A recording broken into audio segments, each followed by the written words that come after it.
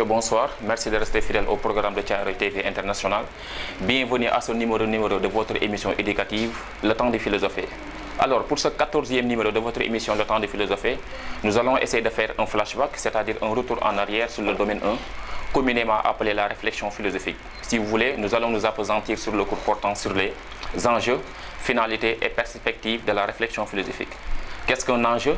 Qu'est-ce qu'une finalité et qu'est-ce qu'une perspective? Nous allons y revenir tout à l'heure. De prime abord, il faut comprendre que le monde moderne est caractérisé par un développement matériel provoqué par les progrès scientifiques et techniques. Séduit par les nombreux services apportés par la technoscience, l'homme moderne a souvent tendance à disqualifier, à dévaloriser la réflexion philosophique qu'il considère comme un vain bavardage, une activité inutile, démodée, dépassée, archaïque et anachronique. Or, on constate que les progrès scientifiques et techniques, le développement matériel, s'accompagnent souvent d'une régression morale et d'une perversion humaine. C'est d'ailleurs dans cette perspective qu'il faut inscrire la pertinence de la réflexion philosophique. De ce point de vue, on comprend que Jo Moël, le philosophe camerounais, semble avoir raison lorsqu'il déclare, je cite, « Si le monde a besoin de la philosophie, c'est parce qu'il y a un manque dans la culture humaine, de l'inhumain dans l'humain, de l'irréalité dans la réalité. » De ce point de vue, on comprend que l'activité philosophique semble inhérente, incontournable et importante dans la vie de l'homme. Dès lors, on comprend ce que la philosophie peut apporter à l'humanité. En effet, en tant que discours rationnel, la philosophie cherche à perfectionner l'esprit de l'homme, à développer l'esprit critique, à combattre les fausses certitudes et à faire reculer les frontières de l'ignorance.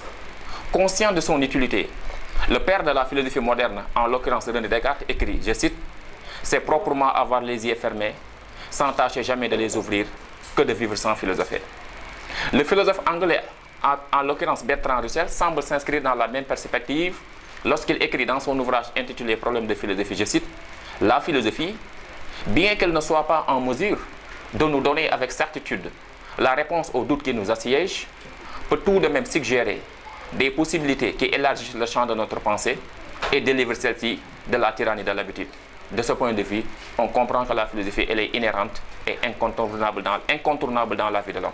Alors, qu'est-ce qu'un enjeu? Un enjeu, c'est ce que l'on gagne ou ce que l'on perd. Parler des enjeux de la réflexion philosophique, c'est essayer de comprendre ce qu'on peut acquérir ou perdre en philosophant. Si l'on se réfère à son étymologie grecque philosophia, on se rend compte que le mot de philosophie serait composé de deux concepts, philo et sophia, dérivés du verbe grec philéen qui signifie aimer. De ce point de vue, on comprend que la philosophie est une activité intellectuelle qui pousse l'homme à aller à la conquête de la sagesse. Mais qu'est-ce que la sagesse? La sagesse n'est pas seulement un comportement vertueux. La sagesse n'est pas seulement un ensemble de connaissances à acquérir. La sagesse n'est pas seulement une somme de connaissances, une somme de vérités à acquérir. Mais la sagesse est une attitude réfléchie, guidée, caractérisée par une connaissance parfaite des choses.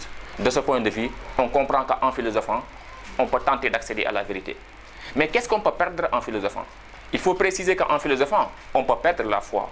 En philosophant, on peut même être incompris, marginalisé, rejeté par ses congénères, par ses semblables. Il y a deux exemples fondamentaux qui expliquent la manière dont le philosophe est souvent rejeté, incompris par ses semblables. L'exemple de Socrate en est une parfaite illustration qui, incompris par la cité grecque, a été accusé d'impiété, a été accusé en tout cas de corrompre la jeunesse, a été accusé de ne pas croire au Dieu de la cité grecque.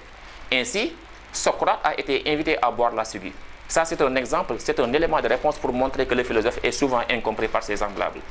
Deuxième élément de réponse pour montrer qu'en philosophant, on peut perdre la vie, on pourrait même être rejeté par la société. L'exemple de Galilée également pourrait conforter, pourrait en tout cas corroborer cette thèse. Galilée, c'est lui qui avait affirmé que ce n'est pas le soleil qui tourne autour de la Terre, mais c'est la Terre qui se meut autour du soleil.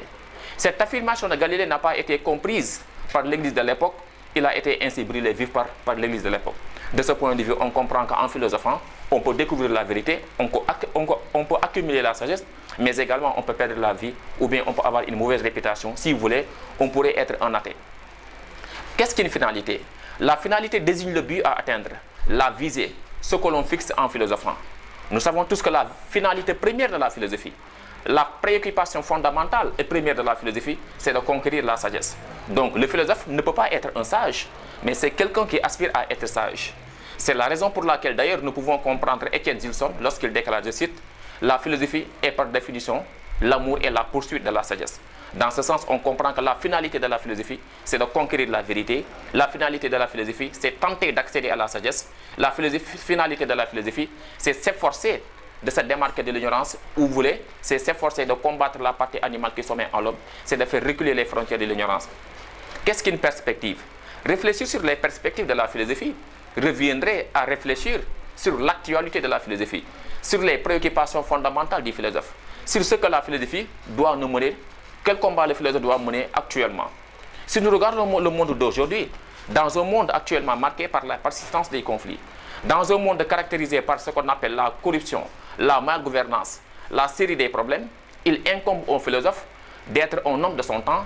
Il appartient au philosophe de ne pas être un téléspectateur, mais un acteur. C'est d'ailleurs dans cette perspective que nous pouvons comprendre Hegel lorsqu'il déclare, je cite, « Toute philosophie est fille de son époque ».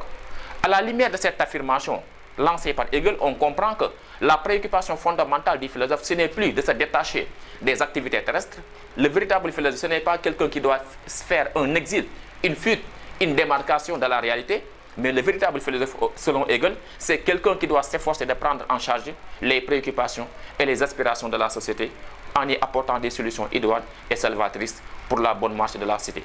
Je pense que la vidéo que je vous ai présentée aujourd'hui, portant sur les enjeux, finalités et perspectives de la réflexion philosophique, vous a beaucoup plu. Quant à moi, je vous donne rendez-vous la semaine prochaine pour un autre numéro dans votre émission éducative, Le Temps de philosopher. Merci beaucoup.